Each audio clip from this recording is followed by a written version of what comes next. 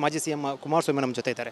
Sir, ಕೇಂದ್ರ ಮಹಿಳಾ ಆಯೋಗ ಒಂದು ಪ್ರೆಸ್ ರಿಲೀಸ್ ಮಾಡಿರೋದು. ಅದರಲ್ಲಿ ದೂರ ಎರಡು ವಿಚಾರ. ಒಂದು, ಯಾವುದು ಕಂಪ್ಲೇಂಟ್ ಬಂದಿಲ್ಲ ಅನ್ನೋದು ಒಂದು ಮಹಿಳೆಯಿಂದ. ಮತ್ತೊಂದು, ಒಬ್ಬ ಮಹಿಳೆಗೆ ಥ್ರೆಟನ್ ಮಾಡ್ತಾ ಇದ್ದಾರೆ ಅನ್ನೋಂಥದ್ದು. ನೋಡಿ, ಇವತ್ತು ಎರಡು ವಿಷಯಗಳ ಬಗ್ಗೆ ನಮ್ಮ ಕೇಂದ್ರದ ಮಹಿಳಾ ಆಯೋಗ ಕೊಟ್ಟಿರ್ತಕ್ಕಂಥ ಎರಡು ಸ್ಟೇಟ್ಮೆಂಟ್ಗಳು ರಿಲೀಸ್ ಮಾಡಿರ್ತಕ್ಕಂಥದ್ದು. ಒಂದು ಸ್ಟೇಟ್ಮೆಂಟ್ನಲ್ಲಿ 700ಕ್ಕೂ ಹೆಚ್ಚಿನ ಮಹಿಳೆಯರು ಪ್ರಜ್ವಲ್ ರೇವಣ್ಣ ಅವರ ಒಂದು ಲೈಂಗಿಕ ಹರಣ ಅಂತಕ್ಕಂಥದ್ದು ಏನು ನಡೀತಾ ಇದೆ, ಬಹುಶಃ ಫೇಕ್ ಕಂಪ್ಲೇಂಟು. ಆ 700 ಜನದ ಹೆಸರುಗಳನ್ನು ನೋಡಿದಾಗ ಇದು ಕಾಂಗ್ರೆಸ್ ಪಕ್ಷದಿಂದಲೇ ನಡೆದಿರ್ತಕ್ಕಂಥ ಒಂದು ಫೇಕ್ ಕಂಪ್ಲೇಂಟ್ ಇದು ನನ್ನ ಅಭಿಪ್ರಾಯದಲ್ಲಿ.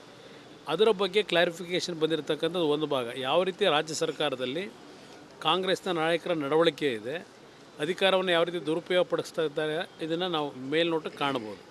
ಅದರ ಜೊತೆಗೆ ಒಬ್ಬ ಮಹಿಳೆ ಇವತ್ತು ಕರ್ನಾಟಕದಲ್ಲಿ SITಯ ಒಂದು ತನಿಖೆ ನಡೀತಾ ಇದೆ. ಆ ಹಿನ್ನೆಲೆಯಲ್ಲಿ 3 ಜನ ಸಿವಿಲ್ ಡ್ರೆಸ್ನಲ್ಲಿ ಬಂದು ಪ್ರತಿನಿತ್ಯ ಅವ್ರಿಗೆ ಹ್ಯಾರಾಸ್ಮೆಂಟ್ ಮಾಡಿ ಈ ರೀತಿ ಹೇಳಿಕೆಯನ್ನು ಕೊಡು, ನೀನು ಬಂದು SITನ ಕಚೇರಿಗೆ ಬರಬೇಕು ಅಂತೇಳಿ ಒತ್ತಡಗಳನ್ನು ಹಾಕಿ ಭಯಭೀತಿಯನ್ನು ಉಂಟು ಮಾಡಿರ್ತಕ್ಕಂಥದ್ದು. ಎಬಿಚುಯಲ್ ಪ್ರಾಸ್ಟಿಟ್ಯೂಟ್ ಮಾಡ್ತಾ ಇದ್ದೀರಿ ಅಂತಕ್ಕಂಥ ಒಂದು ಕಂಪ್ಲೇಂಟ್ಗಳನ್ನು ನಿಮ್ಮ ಮೇಲೆ ಹಾಕ್ತೀವಿ ಅಂತಕ್ಕಂಥ ಹೆದರಿಕೆಯನ್ನು ಹುಟ್ಟಿಸಿರ್ತಕ್ಕಂಥದ್ದು. ಇದೆಲ್ಲ ನಡೀತಿದೆ ಅಂತಕ್ಕಂಥ ಒಂದು ಗುಮಾನ ಪ್ರಾರಂಭ ಆಗಿದೆ. ಈಗ ವುಮೆನ್ ಕಮಿಷನ್ ಕೂಡ ದೂರ ದಾಖಲಾಗಿರೋದು. ಸೊ ಇದನ್ನು ವುಮೆನ್ ಕಮಿಷನ್ ಕೂಡ ಈ ಸಂಬಂಧಪಟ್ಟ CBI ತನಿಖೆಗೆ ಏನಾದರೂ ಕೂಡ ಕೊಡಲಿ, ಅವರ ಏನಾದರೂ ಆಗ್ರಹ ಪ್ರಯತ್ನ ಹೇಳೋದು. ಇವತ್ತು ಫೇರ್ ಒಂದು ತನಿಖೆ ಏನಾಗಬೇಕು, ಪಾರದರ್ಶಕವಾದಂಥ ತನಿಖೆ ಏನಾಗಬೇಕು. ಬಹುಶಃ ನಾನು ನ್ಯಾಷನಲ್ ವುಮೆನ್ ಕಮಿಷನ್ಗೂ ಮನವಿ ಮಾಡ್ತೇನೆ, ಕೇಂದ್ರ ಸರ್ಕಾರಕ್ಕೂ ಮನವಿ ಮಾಡ್ತೇನೆ. ಈ ರೀತಿಯ ಒಂದು ಬೆದರಿಕೆಗಳ ಮುಖಾಂತರ ಇವತ್ತು ರಾಜ್ಯದಲ್ಲಿ ಈ ಸರ್ಕಾರದ ಅಧಿಕಾರ ದುರುಪಯೋಗ ಏನಿದೆ ಮತ್ತು ನಿಜವಾದಂಥ ತಪ್ಪಿತಸ್ಥರಿಗೆ ರಕ್ಷಣೆ ಕೊಡ್ತಕ್ಕಂಥದ್ದು ಈ ಸರ್ಕಾರದಿಂದ ನಡೀತಾ ಇದೆ. ಇದನ್ನು ಇವತ್ತು ನಡಿ ಈಗ ಶುರು ಮಾಡೋಣ. ಕೇಸರಿಯಿಂದ ಮನೋಲ್ಲಾಸ ಮನಸ್ಸು ಮತ್ತೇರಿ ಕುಣಿದಾಡಿದೆ ನೋಡು, ಮನಸ್ಸು ಮತ್ತೇರಿ ಕುಣಿದಾಡಿದೆ ನೋಡು. ಕ್ಷಣ ಕ್ಷಣವೂ ಆಚರಿಸಿ ಕೇಸರಿ ಹಬ್ಬ.